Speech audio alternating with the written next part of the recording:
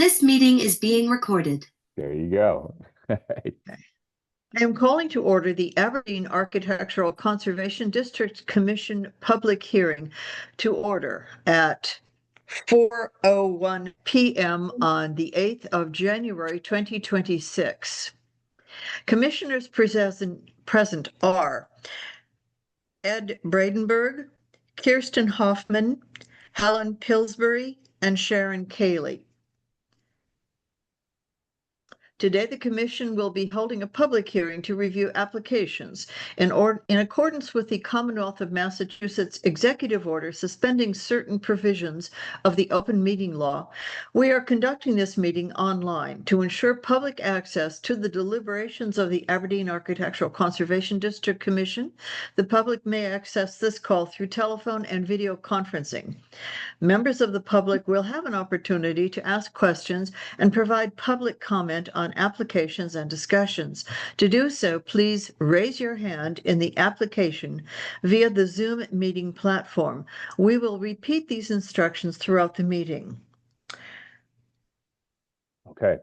Okay, we will begin with, according to the agenda I've received, Yes, ma'am. ratification of November 13, 2025 public hearing meeting minutes. Any questions, comments, or a motion regarding those minutes? Everyone presumably has read the meeting minutes and has no comments or alterations? Yes, correct. Then I move that we accept the meeting minutes of November 13, 2025 as submitted. Seconds? I'll second that. Oh, sorry. That's okay. Okay, so Hoffman second. In that case, all in favor? Aye. Aye. Aye. All right, motion is carried. We are on to discussion topics. First is a violation review hearing of application 260526 AB, that's 1925 Commonwealth Avenue. All right. And I see Nicole is here. I'm going to go ahead and ask her to unmute. Nicole, you should be able to unmute yourself at this point. Yes. Can you hear me okay? We can. Yes, thank you. Okay, perfect. And I know I had sent over some of our tree removal plans just so that they could be more easily viewed via PDF. So it looks like those were uploaded as well. So we have those to share as well.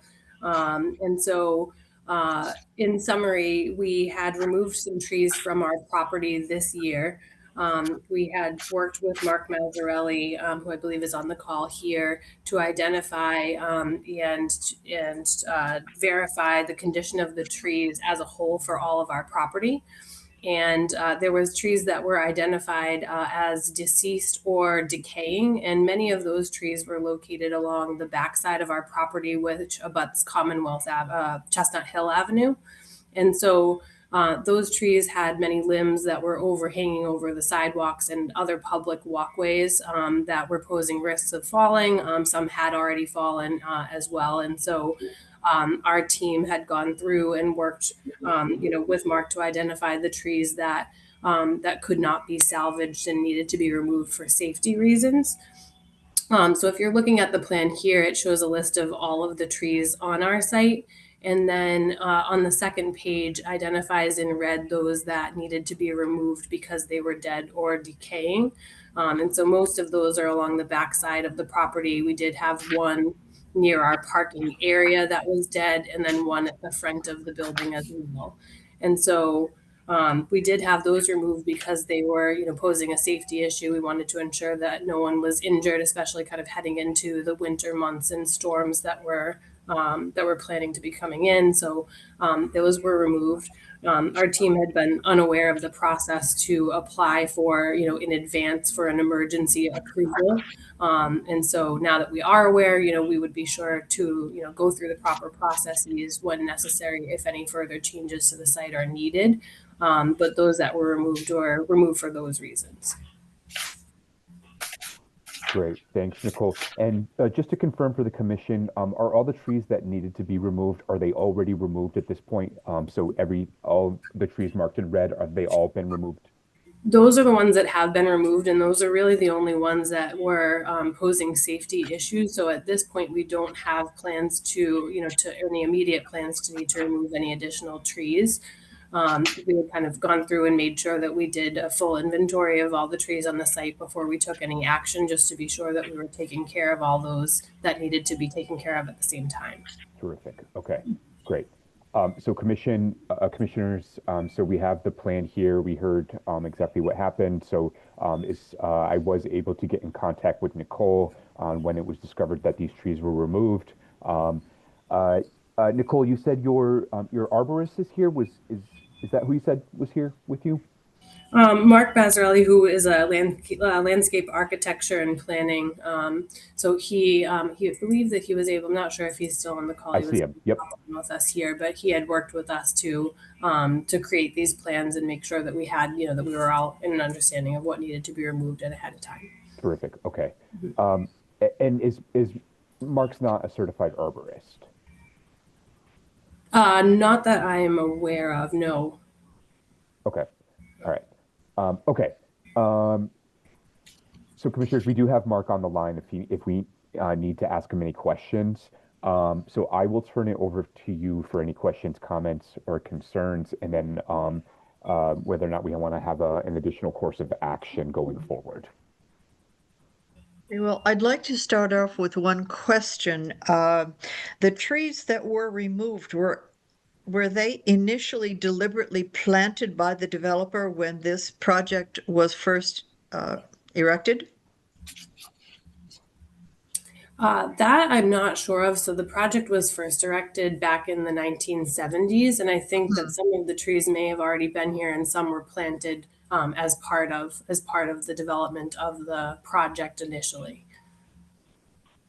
Okay, I do know that in our area, a lot of trees end up being planted by birds dropping seeds. So that was part of my question. The other question I have before I turn it over to the other commissioner is, are there plans to replant any of the trees that have been removed? So we do have some longer term plans for the site, and that definitely includes to reintroduce some additional trees as part of the design process. I know that Mark was working with us on, maybe selecting some trees that are native to the area to replace those that were removed and provide additional coverage for that back area.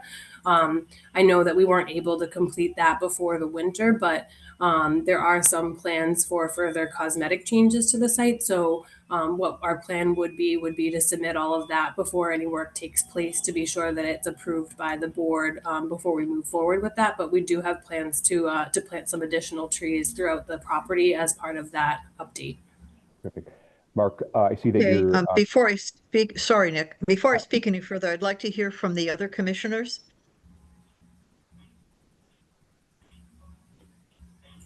Ed, you're on mute. The only thing that I have to say is that obviously the biggest impact would be those 3 trees that are sort of right on the point, which were pretty large. Is it confirmed that they were dead and unsalvageable when they were removed? Yes, so those the trees that were kind of on that corner where Chestnut Hill Ave meets Commonwealth Ave, that were kind of close to our monument sign, were dead before they were removed. And I know many of them also had branches that were overhanging as well. So really, we had seen the largest decline in those trees over the last 2 to 3 years as well. It looks as though, is that you, Nick? It looks as though 2022 it looked pretty green, so they declined pretty fast, or? Yes, they did. Perhaps Mark from the project team, I see his hand is up. He may have some comments to add to this conversation. Mark, I'm just going to go ahead and unmute you. Thank you, Nicholas. Mark Mazzarelli here. Hi, everyone. I just want to start by saying the Wingate team was very thoughtful and in their bringing me in to do an inventory initially and to evaluate an earlier plan that called for far more clear cutting. And I want to just make that clear. We were very, very I would say we took baby steps, and that was that. I think that was the word we used initially. We really only addressed the trees that were posing a safety hazard to the public. So, Ed, to your point, those sugar maples, which were beautiful, however, they were rotten and they were shedding branches at an alarming rate. The other question I want to address is the historical research. Yes, the trees that were along Chestnut Hill Avenue removed, only 2 of them were part of the original design, and one of them was fully dead. The other one was decayed to a point where it made no sense to keep it. We actually, as part of the effort, I went in with Nicole and her team. We went back through the archives and found the original plans. And those were the basis of our plans and what we began in the evaluation. I can assure you that they were very basic, and we can actually provide them if you'd like to see them. They were very basic, and what we've come back with, Nicole, I'm talking a little bit out of school, but I know we'll come back with a very, very thoughtful proposal for you to consider. And then just to close, while I have your attention, some of the other trees that were removed, the one along Commonwealth Ave, you could put your hand right through the bark. It was that bad. It was a cherry. There was a Norway maple removed in the trash area that was dropping limbs, and that was a safety hazard for the people working in the building. And then additionally, there were some native Prunus virginiana, choke cherries, I think they call them. Those trees were really scary because they were leaning over the avenue in a way that made me think that they were going to fall over. And then lastly, I want to just point out that as part of the tree removal work, there were some pruning done for tree preservation. So we're very cognizant of keeping what we want, what we think is right, and trying to eliminate any hazards to the public. One step further, we also established that the project is fully outside of the Conservation Commission jurisdiction. Not by much, but it's outside of the reservoir by 200 feet. Sorry, what is outside of the project area? So this entire parcel is within our district, though. Right. But yes, of course. But I just want to make sure that you understand that we also took the extra step of verifying that we are outside the Conservation Commission, the Wetland Conservation Commission. Oh, I see. Okay, yeah, very similar. Sorry okay. for the Commission. Yeah. Got it. Okay. Thank you, Mark. I appreciate that. Great. So, Commissioner, any other questions or comments? Obviously, when we come up with a course of action for this violation, nothing can be planted within probably 90 days, which is typically our recommendation. It's January, so we, if the commission desired to have trees replanted, we would recommend that the time frame be pushed out to sometime in an ideal planting season, which is typically the early spring. And so I will turn it back to you for recommendation. The other thing I'll just say is that tree pruning is not in our purview. That's routine maintenance. So that would not be something that needs to be reviewed going forward. And then in the future, Nicole, if there ever were trees that were dead and dying and that were a hazard to the occupants of the building or the public, we do have a process of allowing emergency removals, which will, you don't have to wait for a hearing to request the removal. Simply contact staff and we can discuss a path forward. Just for the record and just so you're aware of that. So okay. Yeah, that's great to know in case anything comes up in the future for sure. Yeah, we would never make you keep a dead tree up any longer and endanger the public or the residents of the property. So Commission, I will turn it back to you for discussion and a course of corrective action. Helen Pillsbury here, and I apologize for not having my video. I have operating system problems, so I have the video off. But I want to say that I am glad, even though we kind of were doing this in the backwards order, that would have been, the proper order would have been to come up to us before the removal. I am glad to see that you had a thoughtful process and a plan worked out. I do want to comment that there was violations of trees in that same Chestnut area right by the corner near the flagpole. There were trees removed in 2022, a violation that was never addressed. So I think I would like the removal of those trees to also be part of whatever plan is going forward. There was a tree, like a couple of trees in that cluster that then got completely removed this year. There's a tree kind of in the middle of the lawn and a couple others that were, I have documentation of that from back then. I do appreciate that those trees, as sad as it is, they were dying. I do understand that, and the safety need for removal. But these are significant trees and a significant number of trees, and so I think we absolutely need a landscaping plan going forward. Obviously, it will take time for trees to grow to the size of those, and that may not be the right kinds to plant going forward in any event. That is something that needs to be thought through and addressed. But we definitely, in my view, need a plan from the applicant to as much as possible mitigate and make something for the future going forward. I do just want to ask, in the chart that like the Excel chart that listed the condition and then had the remove yes or no, for everything that says yes, have all those that say yes been removed? So that chart I think should align with the one that's on the screen right now, and so right, exactly. So those are the ones that were removed, or the ones that are marked in red on the image are the ones that were removed, and then there was others that were pruned that are in purple. So the ones that were removed are in red. Yes. Okay, so that has been completed. Everything that is marked there, and actually, just this is a very small point, but number 34. Spruce, it's marked as yes, but it doesn't have the pumpkin color. But I assume that also was part of the.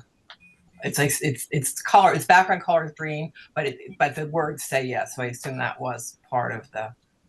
I think it was removed, but I think that the way that the colors are overlaying on the chart is what's making it hard to maybe see that if they're overlapping. I mean, I feel that it's important to have a plan. I feel like it's important to have a timeline. And I'll let the other commissioners comment on my thoughts on this, that I think this is significant enough that we either should see the plan again before it goes forward, or I'm also willing to, another possibility is, because we can't comment on every single tree. We don't have the expertise on that. We have a list of trees that are native to this area, and I think Nick, staff can give good recommendations on overseeing a plan. But I would like to see a timeline, and I would like to see what even if we want to see the plan beforehand, even if it's like that we meet again with the applicant in the end of the summer and see what has been done. I would like to see what the plan is, what gets accomplished, really to make sure there's the follow-up, that it isn't just, oh yeah, we're going to plan trees and then somehow things happen that it doesn't come to completely to fruition. Okay, and Helen, if you're okay with it, what we could do is we could vote to establish a subcommittee when it comes time to review these, and we could meet on site, and I could facilitate that, where it could be you and another commissioner or something to that effect, and we could take a look at the best course of action at that point if that's something that the commission is interested in. Yeah, that seems like a workable idea too. Okay. Okay, so we've certainly heard from Kaylee and Pillsbury. And Bradenburg, is there, Kirsten, is there anything you would like to add? Nope, nothing to add.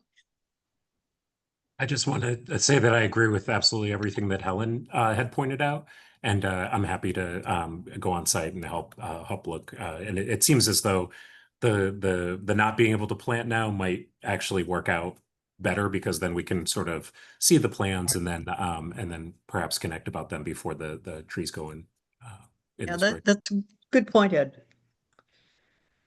Great. Okay, are we ready to go to public comment? I think we are. All right, members of the public will have an opportunity to ask questions and provide public comment on applications and discussions. To do so, please raise your hand in the application via the Zoom meeting platform. We will repeat these instructions throughout the hearing. Okay, if you are here on behalf of this project and would like to comment, you can raise your hand. There's a small button at the bottom of your screen. It looks like a hand, and you can click it and we can unmute you. I did not receive, while we're waiting, I did not receive any comments via email regarding this project. If you're calling from a phone, you can press *9 to raise your hand. Going once, going twice. Okay, public comment for this application is closed, Sharon. I'll send it back to you for a recommendation for a decision. And again, it does sound like we're going towards a subcommittee that would consist of Ed and Helen in the spring of 2026. So I will turn it over to you. All right, well, at this point, shall I entertain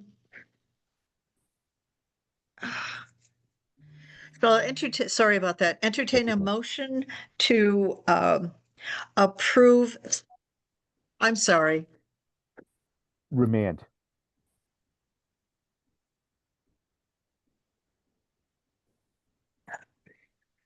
Sorry about that. That's okay. It will give up in a minute. All right, let me start over. I'd like to entertain a motion to accept the suggestion of a subcommittee to meet in at least 2 months, if not longer, when planting is more amenable, to review two things: a landscaping plan and a site visit. And I'm gotten a bit wordy, so if anyone would like to rewrite my motion, please take it away. Sharon, could we bump it out to May? So 5 months, because 2 months is going to be, it's going to be March, and that's not really an ideal planting time. Or You're right. Yeah, yeah. May, I'm sorry, May is better. Let me start over. So I'd like to submit a motion that we approve it subject to the following conditions: the creation of a subcommittee for a site visit no sooner than May to review the replanting, and secondly, reviewing a landscaping plan before the site visit or during the site visit. And then just list the subcommittee members, Sharon? And the subcommittee members would consist of Ed Bradenberg and Helen Pillsbury. Great. Can I just add to that, that the landscaping plan will address the trees removed in a violation of May of 2022, as well as the trees removed in a violation of, was that December or November of 2025? Let's just say the end of 2025. The end of 2025. So that there's a comprehensive plan that addresses all of the trees that have been removed over the past 4 years. Okay, so that would be the third provision of this. Establish a subcommittee, landscaping plan, and reviewing the prior violation of 2022 that seemingly was not addressed.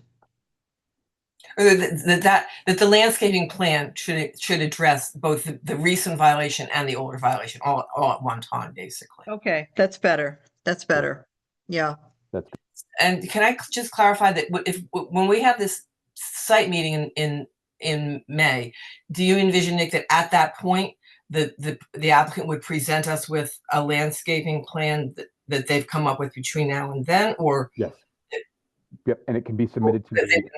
so that they would use this time to create a landscaping plan. Correct. That they would present, and then we would both meet on site and review the landscaping plan. Correct. Okay. Yes. You just Yep. want to get clarification. Okay. Hey, Nick, I'm sorry, I've revised my motion at least 4 different times, so can you make it more concise for me, or should I start over? Sure. I can take a stab at it if you'd like. No, please do. So the motion is to approve the ratification of the application with the provisos that a landscaping plan, and Nicole, we'll get this to you in an email, so you don't have to worry about writing this down. Okay. To approve the application with the provisos of providing a landscaping plan to ratify the violations of the tree removals without the approval of the commission, to establish a subcommittee consisting of Ed Bredenberg and Helen Pillsbury to meet on site to review and approve those plans, to take place no earlier than May of 2026. And please just say the violations of 2022 and 2025, just so it's in writing that it's comprehensive. Yep. Great. Thank you. All right. Is there a second? Second. I'll second. Okay. I'm sorry. Great. Okay. Sharon, do you just want to take a vote? Yes, I would be happy to take a short vote. All in favor? Aye. Aye. Great. Terrific. So motion passes. Nicole, I will get this drafted up to you in an email. So you'll have this all planned out on an email. And if you have any questions, you can contact me, and then we'll schedule that subcommittee for May later on in the year. Okay. All right. Sorry, you're muted there. There you go. Okay. Thank you. Terrific. So thanks very much for taking your time. We know this was a miscommunication. Thank you also, Mark, for coming by. So you're all set, and we'll look forward to working with you again in the future, okay? Okay, great. Thank you, everyone. Thanks, Thank you folks. for Take your care. time. All right. All right, the next 2 items are administrative review. I'm going to bundle them as we have done in the past. The first is application 260528. It's AB 74 Corey Road, replace rubber roof in kind, and application 260559. AB, and that is also 7 Cummings Road, replace rubber roof in kind. Remove roof deck at 7 Cummings Road and replace in the same location and design. So, public Questions? comment again, shall I? No, I'm sorry. Commissioners first. Yeah. I just had a quick question. Oh, I'm sorry. No, I just said no questions. You go ahead. I had a question about 7 Cummings Road. Looking at that, it looks as though, and I'm sure it's the same roof deck, but it looks as though the deck comes out from the top floor. Is that correct?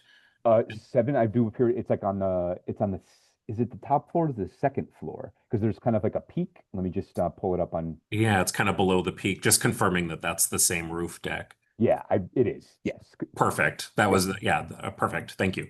Great. All right. Now, Sharon, if you want to take public, we can do that for administrative review. Well, have I heard from all of the commissioners who wish to comment? I have no comment. All right. In that case then, public comment. Members of the public will have an opportunity to ask questions and provide public comment on applications and discussions. To do so, please raise your hand in the application via the Zoom meeting platform. We will repeat these instructions throughout the meeting. Public comment? All right. I did not receive any public comment via email. I'm not seeing any hands raised in the, looks like Eric has a question or a comment. Eric, I'm going to go ahead and unmute you. Oh, no. Eric lowered his hand. Okay. Eric, you raised your hand again. Go ahead. Do you have a comment? Yeah. Thanks so much. Yeah. So I'm an owner here at 7 Cummings Road. Just a really quick background. So essentially the roof in one of the units here started leaking in March and April with kind of the melting snow. and we kind of did a sort of an interior patch job, but it really started to get worse sort of in November. So we decided to move ahead with kind of a replacement exactly, the same as it was previously. And that's kind of the background on it. So it's really essential for the integrity of the units in our building. And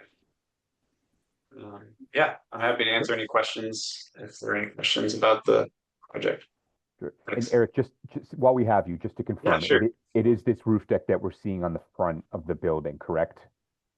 Yeah. Here, I'll bring it up on the. Bringing it up. It's technically a roof deck, but it's really more like a front deck. Okay. It's actually my car right there, that on pilot. So yeah, but it's right in the front there, and then there's a unit sort of below it. What you're seeing there is the porch with that red door. To the left of that, behind those nice, lovely arborvitaes, is the unit. Great. Where my neighbor lives, and him and his wife are both retired, and they've dealt with leaking in both their living room and kitchen. So terrific. This will hopefully fix that problem permanently. Yeah. Great.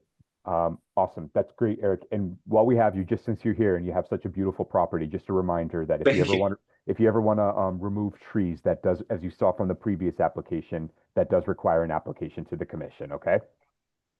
Yeah. Great to know. Great. I've planted trees, and I noticed a few trees planted on the street as part of the mayor's tree planting plan, and we really appreciate that. So thank you. All right, Eric. Thank you so much. Okay, Commission, at this point, public comment is now closed. If you have any questions or comments, just make a motion.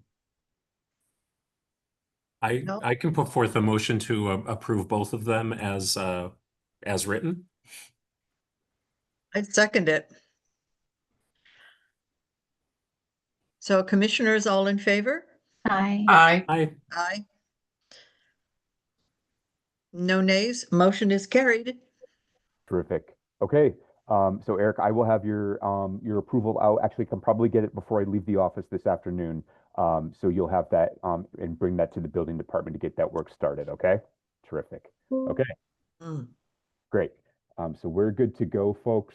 So the next business for the Architectural Commission is staff updates. So there are a couple staff updates to bring to your attention. So I just wanted to announce that the Office of Historic Preservation has officially relocated to our new office at 26 Court Street, which you can see here in on the slide. So that is our new office, and we're actually on the second floor here.